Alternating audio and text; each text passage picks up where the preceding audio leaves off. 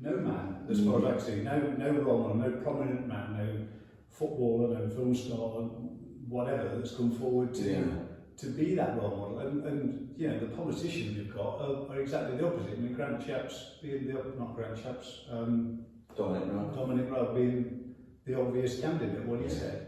They're almost like anti-role models. Yes. It's, I wonder, you know, and again, we know that you know, domestic violence you know, occurs in many communities, you know, the Asian communities, black communities. I wonder whether we could use the term role model for role models within those local communities, the elders that the communities perhaps look up to, the imams, the community leaders, the community activists, who, you know, on top of their very long agenda of things that they're trying to address, and particularly the you know, the ethnic communities have enough of a disadvantage already. We know they're completely disproportionately picked on by police, further eroding trust. So I wonder whether sort of local role models in those communities. The downside of that is that within sort of, you know, the typical Anglo-Saxon middle-class white community, where do you go for the role model? Where do you go for the role leader? Because I get a sense in those areas that the community is, certainly in some areas, perhaps more fractured now.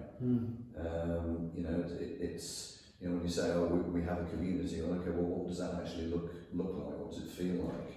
Yeah, because I think you're right. I think at one time it would have been the church, wouldn't it? And Yes. I mean, you know, in some communities it's still probably the church, as you say, imams and rabbis and people are still seen as community leaders.